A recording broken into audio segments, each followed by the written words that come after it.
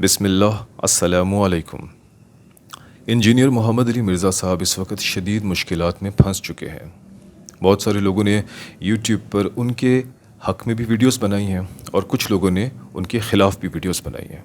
یہ ہر انسان کے پاس حق حاصل ہے کہ وہ اپنے رائے کا اظہار کرے، لیکن میری بس خواہش یہ ہے کہ جب بھی آپ یہ کریں تو تمیز کے دائرے میں رہتے ہوئے کریں۔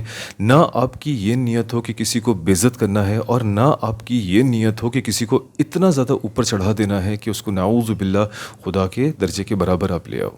آئیڈل ورشپ بھی نہیں کرنی ہے۔ آپ نے حق بات کرنی ہے، منصفانہ بات کرنی ہے، درمیانی بات کرنی ہے، جو کہ صحیح بات ہو۔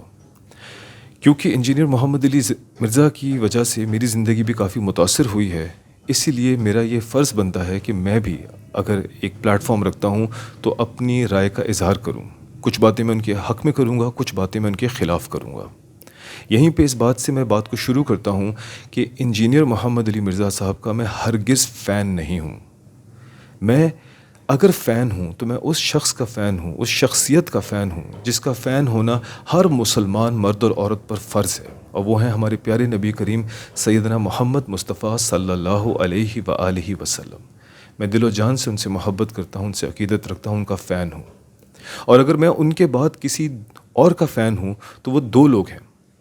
سب سے پہلے میرے ابو جان ڈاکٹر کیپٹن سید محمد سلیم حمید الدین، اور اس کے بعد میری نانی اماں سیدہ عائشہ صدیقی۔ میرے ابو جان نے عملی طور پر دکھایا کہ ہمارے پیارے نبی کریم صلی اللہ علیہ وسلم کا اسوہ حسنہ کیا ہے۔ قرآن کریم کے اندر جو تعلیمات ہیں اس کو کر کے دکھایا، اللہ کے نبی کی جو سنتیں تھیں ان کو مجھے کر کے دکھایا۔ اور میری نانی اماں نے عملی طور پہ امی خدیجہ رضی اللہ تعالیٰ عنہا کا کردار اپنی زندگی میں ہمیں ادا کر کے دکھایا۔ اور میں ساری زندگی کے لیے ان دونوں شخصیات کے لیے دعا کرتا ہوں کہ اللہ تعالیٰ ان کے درجات بلند عطا فرمائے۔ آج یہ دونوں ہمارے درمیان موجود نہیں ہیں، لیکن انہوں نے یہ سب کچھ اس وقت کر کے دکھایا جس وقت انہوں نے بتایا بھی نہیں کہ یہ کر کیا رہے ہیں۔ وہ تو جب بعد میں جا کے بڑی عمر میں ہمیں پتہ چلا احادیث کے ذریعے، قرآن حکیم کی تعلیمات کے ذریعے کہ یہ ہے اللہ کے نبی کا اسوہ حسنہ، اور یہ ہے ہماری پیاری امہات المومنین کا اسوہ حسنہ، تب پتہ چلا کہ یار یہ تو انہوں نے اس وقت کر کے دکھایا جب ہمارے سامنے یہ باتیں پوری طرح سے کھل کے سامنے بھی نہیں آئی تھیں۔ ابو جان کا تعلق جماعت اسلامی سے تھا، اور اسی وجہ سے ان کی جو اپ برنگنگ تھی اس کے اندر ڈاکٹر اسرار رحمہ اللہ اور یہ مولانا مودودی رحمہ اللہ کی تعلیمات کا بہت زیادہ نچوڑ شامل تھا۔ اور یہی وجہ ہے کہ ابو جان نے مجھے بھی جو دین اسلام کا ایک بیسک ایسنس دیا وہ توحید پہ مبنی تھا، اور وہ شرک اور کفر اور بدعت سے بالکل پاک تھا، الحمدللہ۔ کلاس 9 میں جا کے مجھے سب سے پہلی مرتبہ پتہ چلا کہ مسلمانوں کے دو فرقے ہیں۔ کلاس 9 سے پہلے میں بالکل اس تعلیم پہ چل رہا تھا جو کہ ہمیں ہماری اسلامیات کی سٹڈیز سے پتہ چلی تھیں، اور وہ کیا تھیں کہ مسلمان ایک سیسا پلائی ہوئی دیوار کی طرح ہوتے ہیں، بنیان مرصوص، وہی دیوار جو کہ اس وقت ہمارے اوپر جب دشمن نے حملہ کیا تھا تو ہم وہ دیوار بن گئے تھے۔ اس سے پہلے مجھے نہیں پتا تھا کہ مسلمان بھی آپس میں فرقوں میں بٹے ہوئے ہیں۔ کلاس 9 میں سب سے پہلی مرتبہ جب میرے سامنے اسلامیات کے پیپر کے اندر شیعہ اور سنی وہ بائفرکیشن آئی تو میں نے پوچھا ٹیچر سے یہ کیا ہے، میں نے تو یہ پڑھا ہی نہیں ہے۔ تو انہوں نے بتایا کہ بیٹا آپ کون سے فرقے سے ہو، مجھے پتہ ہی نہیں، مجھے لفظ نہیں پتہ تھا۔ کلاس 9 میں جا کے جب یہ بات مجھے پتہ چلی، میں سر پکڑ کے بیٹھ گیا کہ میں تو آج تک مسلمانوں کو ایک سمجھتا تھا، مسلمان بھی دو ہیں۔ اور یونیورسٹی میں جا کے مجھے میرے دوستوں نے یہ بات بتائی کہ تم یہ بتاؤ کہ تمہارا عقیدہ کیا ہے۔ میں نے کہا کیا مطلب یار، میں مسلمان ہوں، میں ایک اللہ پہ ایمان رکھتا ہوں، ٹھیک ہے، میں جو ہوں اللہ کے سوا کسی اور کو مدد کے لیے نہیں پکارتا، تو اس لیے جو ہے میں صحابہ کرام سے محبت کرتا ہوں، ان کی شان میں گستاخی نہیں کرتا، تو میں اور کیا تمہیں اپنا عقیدہ بتاؤں۔ اس کے بعد انہوں نے مجھ سے کریدا اور مجھے بتایا کہ نہیں تمہارا ہے کوئی عقیدہ، یقیناً تم کسی ایک فرقے میں ہو، تم کسی ایک فقہ میں ہو۔ مجھے اپنے کلاس نہیں 20-25 سال کی عمر میں جا کے پتہ چلا کہ سنیوں کے اندر بھی بے شمار پھر اس کے بعد جو ہے نا برانچز نکلتی ہیں۔ اور میں نے جب اپنے ابو جان کو جا کے ساری باتیں بتائیں تو وہ سر پکڑ کے بیٹھ گئے، انہوں نے کہا بیٹا میں نے تو اپنی پوری کوشش کی ہے تمہیں توحید پہ رکھنے کی، فرقوں سے پاک دین پہ رکھنے کی۔ ان کی ایک تعلیم تھی قرآن حکیم کو ترجمے کے ساتھ پڑھو اور اپنے سب سے قریبی مسجد میں جاؤ، چاہے وہ کسی بھی فرقے کی ہو۔ اور بچپن میں تو فرقہ بھی نہیں بتایا تھا، صرف کہا تھا مسجد جاؤ۔ اس بات پہ انہوں نے بتایا کہ تمہیں سب سے قریبی مسجد پہ جانے کے لیے اس لیے میں کہتا تھا کیونکہ میں نہیں چاہتا تھا کہ کوئی بھی تمہیں لیبل کرے کہ یہ خصوصی طور پہ اس مسجد جاتا ہے، جو جہاں تمہیں نماز ملے پڑھو، سب کے پیچھے نماز پڑھو، مسلمان ہیں سب۔ اور اس کے بعد سے میرا ڈاؤن فال سٹارٹ ہوا، کیونکہ جب یہ چیزیں مجھے پتہ چلی اور پھر میں نے اس کو خریدنا سٹارٹ کیا اور پتہ چلا کہ ڈاکٹر جو ذاکر نائک ہیں وہ کسی فرقے کے ہیں، مولانا طارق جمیل وہ کسی فرقے کے ہیں۔ اس کے بعد جو ہے کیا کہتے ہیں، میں اب نام بھول رہا ہوں، وہ کیو ٹی وی پہ ایک آتے تھے، بڑے مجھے پسند تھے مولانا صاحب، پتہ چلا وہ بریلوی فرقے کے ہیں۔ اور تب مجھے پتہ چلا یہ سارے مسلمان کیوں اپنا لک بھی جو ہے مختلف رکھتے ہیں، کسی کی داڑھی کیوں لمبی ہے، کسی کی چھوٹی کیوں ہے، کسی کی اورنج کیوں ہے، کسی نے اس کلر کی پگڑی کیوں پہنی ہے۔ میرا دل ٹوٹ گیا، لیکن نہ چاہتے ہوئے بھی میں بھی کسی ایک فرقے پہ چل ہی پڑا۔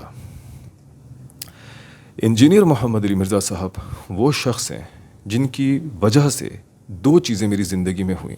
نمبر 1 یہ کہ میں دوبارہ اپنے اس عقیدے پہ لوٹ آیا الحمدللہ جو میرے ابو جان نے مجھے بچپن سے دیا تھا، توحید کے اس کے اوپر، مسلمانیت کے اس کے اوپر۔ And at the same time مجھے ان کی وجہ سے جو دوسری چیز حاصل ہوئی وہ یہ ہوئی ٹالرنس ٹورڈز شیعہ، کیونکہ میرے لیے میں کبھی بھی انٹالرنٹ نہیں تھا۔ میرے خاندان میں، میرے دوست احباب میں میرے قریبی ترین لوگ اہل تشیع ہیں، تو میں کیسے ان سے نفرت کر سکتا؟ میں ان سے شدید محبت کرتا تھا، آج تک کرتا ہوں، لیکن میں ان سے بات نہیں کر پاتا تھا۔ ان کے جب ایونٹس آتے تھے میں ان میں شامل ہوتا تھا، ان کے گھروں پہ، ان کے کھانوں پہ جاتا تھا، لیکن میں ان سے کویسچن نہیں کر پاتا تھا شرمندگی کے مارے۔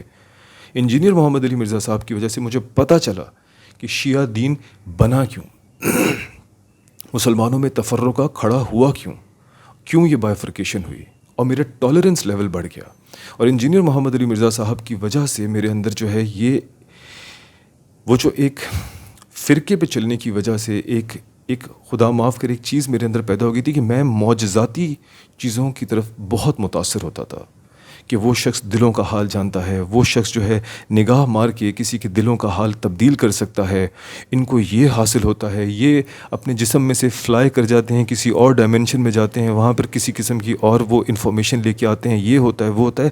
میں ان چیزوں سے باہر آ گیا، میں اس چیز میں بلیو کرنے لگا کہ اگر ایسا کچھ ہے بھی، اللہ کو اس کا پتہ ہے، اللہ اس سے واقف ہے، مگر ایک نارمل مسلمان کے لیے اس دین پہ چلنا فرض ہے جو ہمارے پیارے نبی کریم صلی اللہ علیہ وسلم جس پہ چلے، ان کے صحابہ جس پہ چلے، اور ان کی تعلیمات میں کہیں پر بھی مجھے اکا دکا معاملات کے علاوہ کہیں پر بھی ایسا نہیں پتہ چلتا، یا کہیں سے بھی ایسا نہیں ملتا کہ اس طرح کے معاملات پہ آپ کا ایمان ہونا ضروری ہے۔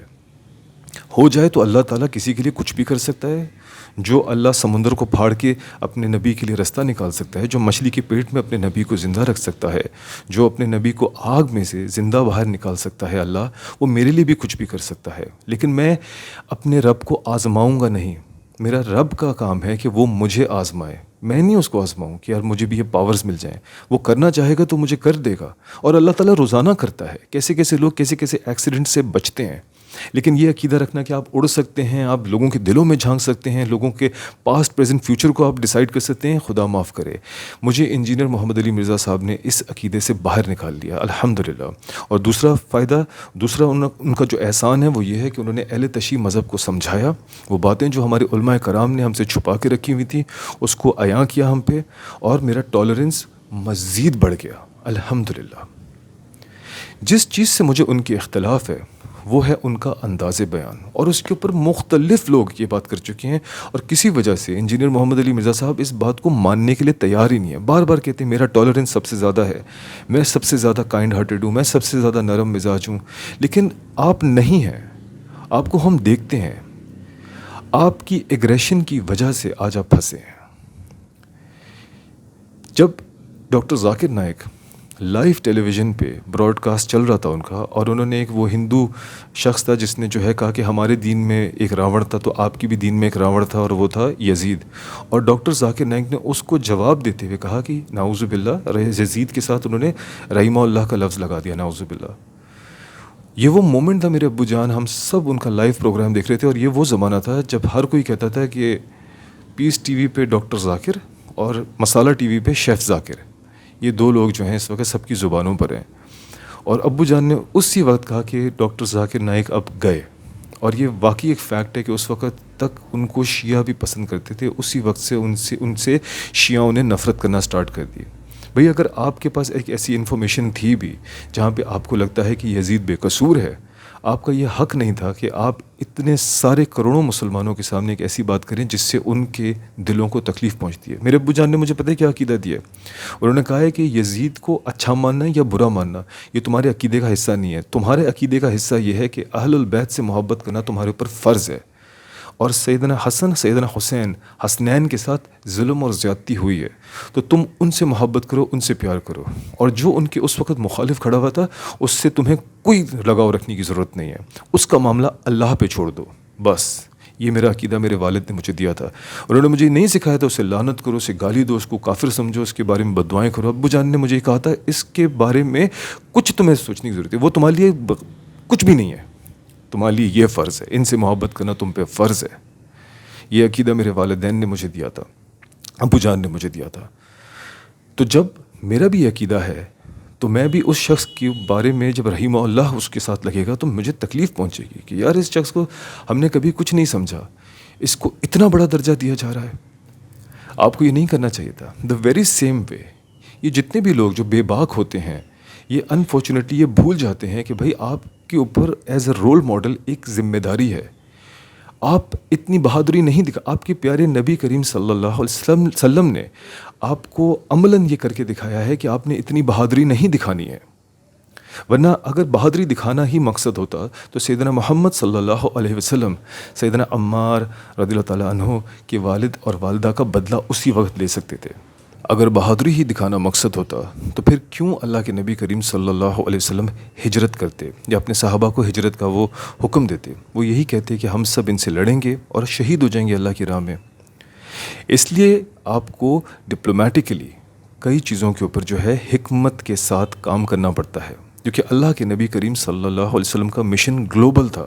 انہوں نے اس چیز کو بہت آگے لے کے جانا تھا، انہوں نے ایک پاورفل پوزیشن میں آنا تھا۔ تو میں پسند نہیں کرتا جب ڈاکٹر ذاکر نائک یا انجینئر محمد علی مرزا یا ایون ساحل ادیم صاحب جیسے لوگ اپنی بے باکی میں بہت کچھ بول جاتے ہیں۔ آپ کو ایسا نہیں کرنا چاہیے۔ آپ کے اوپر ایک ذمہ داری ہے، آپ ایک پلیٹ فارم پہ بیٹھے ہیں جہاں پہ آپ نے ابھی زندہ بھی رہنا ہے اور اپنے آپ کو محفوظ بھی رکھنا ہے، اور ایسی بات بھی نہیں کہنی ہے جس سے بہت سارے لوگوں کا دل دکھ سکتا ہے۔ آپ نے اپنے لہجے کو ٹھیک کرنا ہے۔ آپ نہیں کر سکتے اس طرح سے بات کی جو ہے آپ بار بار جو ہے اس طرح سے کہیں کہ وہ پبلک پراپرٹی بن جائے گی۔ ٹھیک ہے، آپ کی نیت اچھی ہے، آپ کا انٹینٹ اچھا ہے، آپ سمجھ رہے ہیں نا ڈاکٹر ذاکر نائک جو جس بات پہ ہمیشہ ان کے اوپر ایک تنقید اٹھتی ہے کہ آپ خواتین کے بارے میں ایسا کیسے کہتے ہیں۔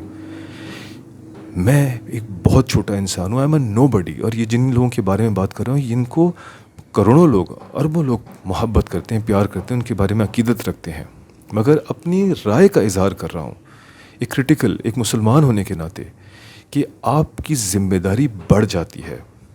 آپ دیکھو ہمارے ٹیلی ویژن پہ جب ہمارے آرمی افسران بیٹھتے ہیں وہ کتنا ناپ تول کے بات کرتے ہیں، کتنا ٹھہر ٹھہر کے بات کرتے ہیں۔ ایک مسلمان رول ماڈل کو اسی طرح بات کرنی چاہیے، سوچ سمجھ کے، رک رک کے، ٹھہر ٹھہر کے۔ میں نے بھی کوشش کی ہے، مجھ سے بھی ہو سکتا ہے اس کے باوجود غلطیاں ہوئی ہوں، لیکن آپ کے اوپر تو زیادہ فرض بنتا ہے جتنی آپ کی فین فالوئنگ ہے، جتنی آپ سے لوگ محبت کرتے ہیں، جتنی آپ کی عقیدت لوگ رب سے رکھتے ہیں، آپ پر زیادہ ذمہ داری بنتی ہے۔ یہ آپ کی بہت بڑا ایک غلطی ہے انجینئر محمد علی مرزا صاحب کی کہ وہ بہت بے باک ہیں۔ ان کا انداز بیان، وہ جگت بازی کرنا، وہ پنجابی میں اس طرح سے وہ کرنا، اور وہ چیخ و پکار، وہ نا، اور یہ اتنا اچھا لیکچر چل رہا ہوتا ہے، اتنی اچھی بات چل رہی ہوتی ہے، ایک دم سے انٹرسٹ سارا ٹوٹ جاتا ہے۔ اب اگر کوئی یہ کہے کہ ٹھیک ہے آپ جائیں، آپ بھاڑ میں جائیں، آپ کا انٹرسٹ ٹوٹتا ہے تو آپ جائیں، غلط بات ہے، ایسا نہیں ہونا چاہیے۔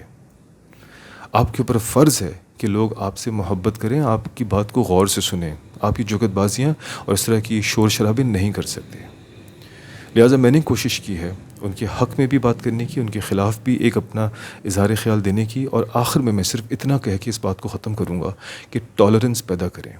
اور مجھے پورا یقین ہے، میرا ایک پورا حسن ظن ہے کہ انجینئر محمد علی مرزا صاحب بے انتہا عاشق اللہ اور بے انتہا عاشق رسول اور بے انتہا عاشق اہل البیت ہیں۔ لہٰذا ان کے بارے میں اس طرح کا شک رکھنا کہ وہ اللہ کے نبی کی گستاخ ہیں، بہت بڑی غیر ذمہ داری کی بات ہے۔ میری دعا ہے کہ اللہ تعالیٰ ان کو عزت کے ساتھ بری کریں، ان کو خیریت سے واپس لے کے آئیں، تاکہ وہ ہماری علم اور ہماری ہدایت کا ذریعہ بنیں۔ جزاک اللہ خیر، شکریہ، السلام علیکم۔